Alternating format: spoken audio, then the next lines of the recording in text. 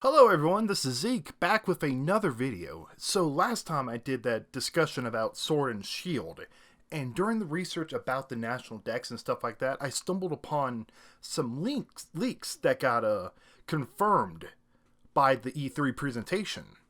And now another leak, just recently, like 2 days ago, just got posted on Reddit itself. So I'm probably going to do a deep dive in there, kind of talk if we think what I think about this, and if it's true, what I'm hoping for, if it's true or not true. But first, I'm going to just discuss the 4chan leak first. That's the first one, because apparently this was the one that was confirmed. And the person on Reddit also said that everything said here was true. So let's do a deep dive, just kind of tie everything together. How about that? So this is the leak itself. Your rival is named Hop, but we already know about this. But you're also facing against Bede and Marina. Team Yell is the gang in this game, who are well-meaning fans of Marini causing trouble. You're part of the gym challenge. You'll have to have endorsements.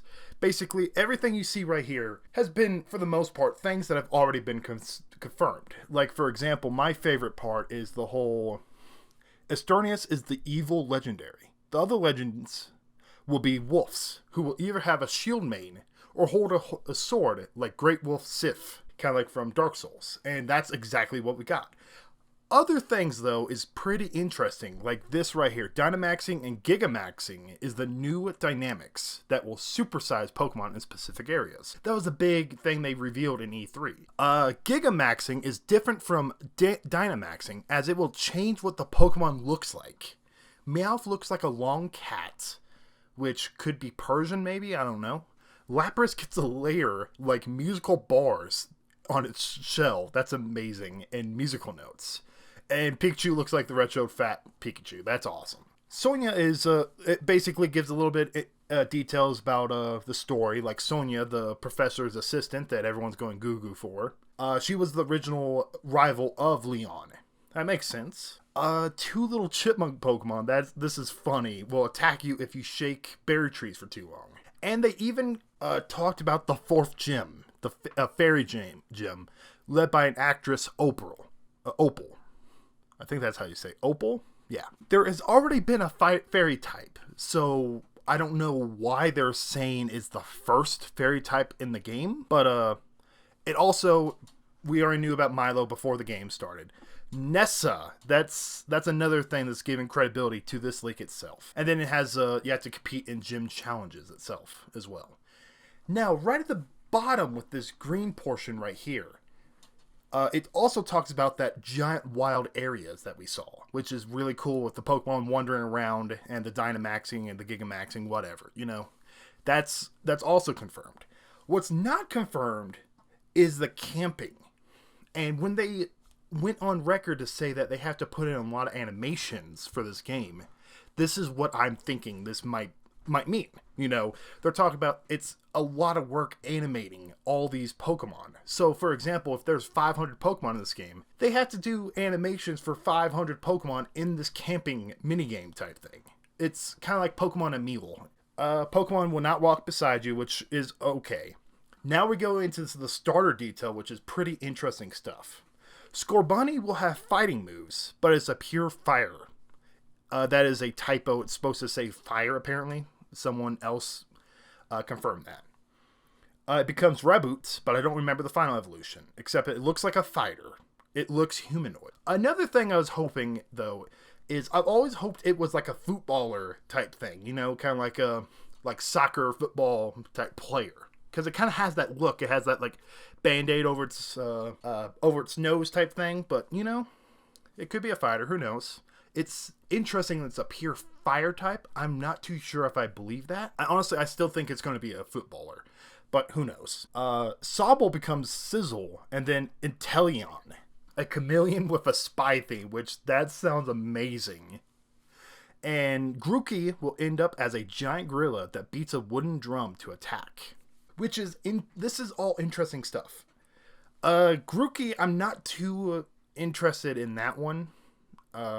It's a cool looking Pokemon, but the gorilla, that's okay. And the Sobble evolution, that seems amazing.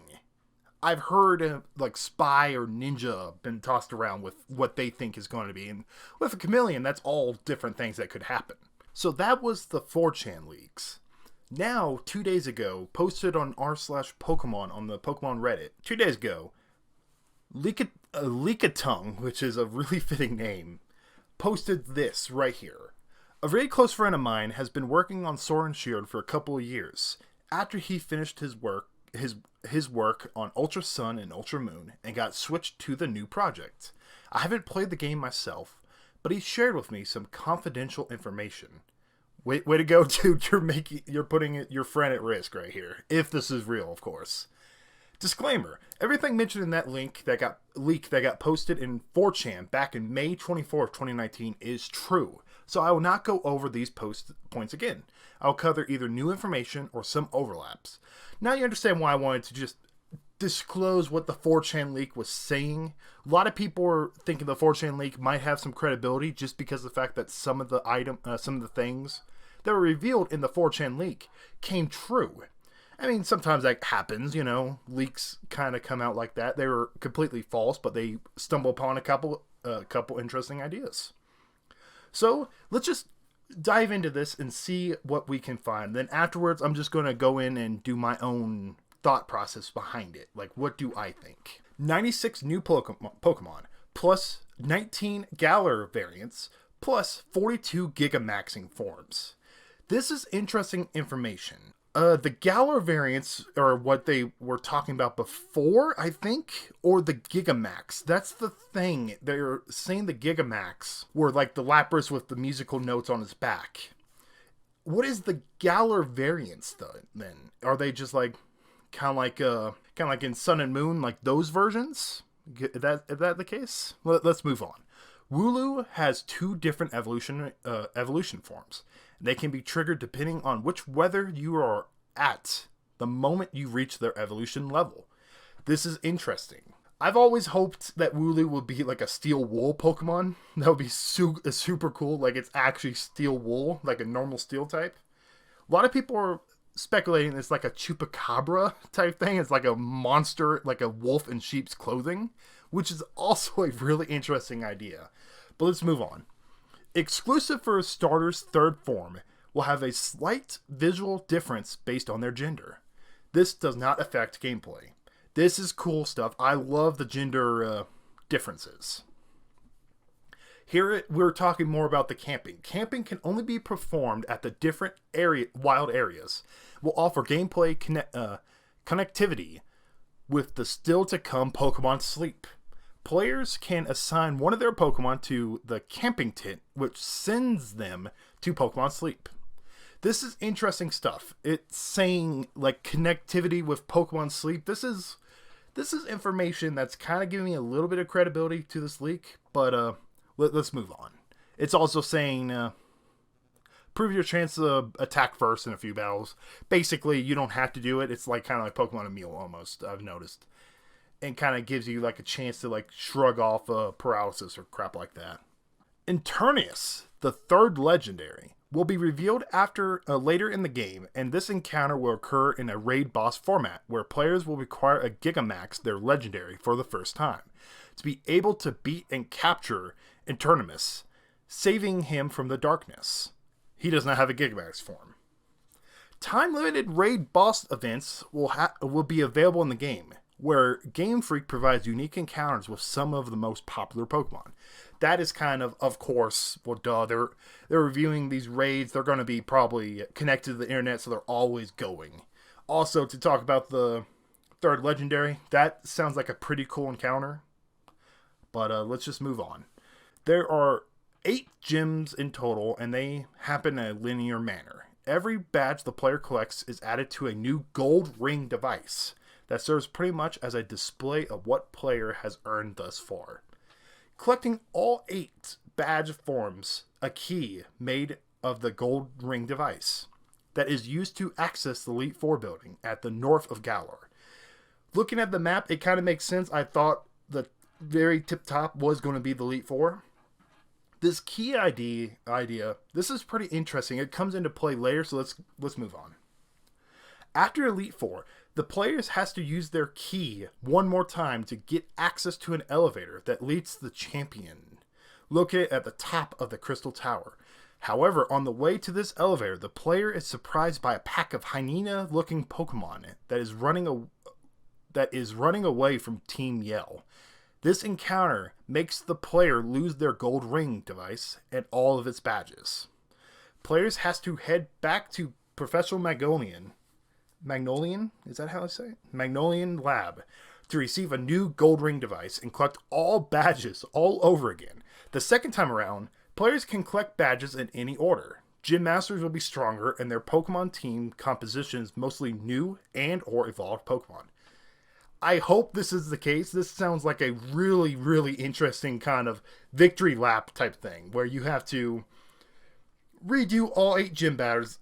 I see a lot of people really freaking out about this. This seems like a really fun way to kind of add some more tension to the game, and there is another theory that's going around, but we'll continue real quick. We'll put that right at the end. How about that? Expect a new Pokemon Direct in mid-August, where Game Freak reveals Team Yell, 3 new Pokemon, and the next gym leader, Kabu. Kabu was revealed to be one of the third gym leader, I believe, after Nessa. Finally, I want to keep the suspense for a little bit longer, but I can confirm that from all of those fake confidential concept arts for the starter's last form, one of the starters, is actually a real leak. This is interesting. One of these final forms is the right thing. I have my theories, but who knows? It could be the spy theme. I hope it's the spy theme. That might make me want to get what's his name? The little lizard guy. Whatever. So basically, what do I think about these leaks?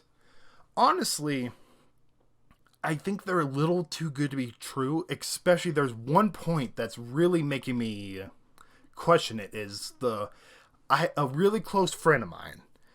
Yeah, and I have an uncle that works at Nintendo. That's the first thing that kind of popped in my mind with it.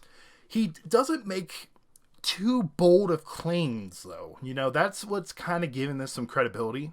Like, of course, like Wooloo is going to give 2 evolution forms. That makes sense.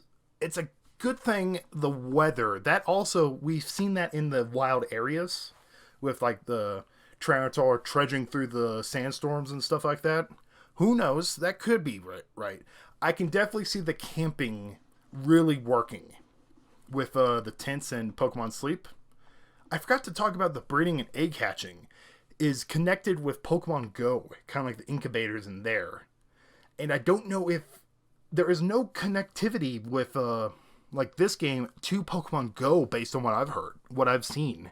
Like, it doesn't go back up to Pokemon Home. Like, the Pokemon in Sword and Shield can go back home to Pokemon Home, but they can't go to Go. So that's the weird thing.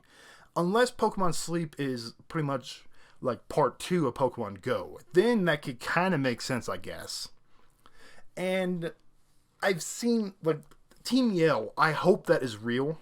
Like, a bunch of well-meaning fans.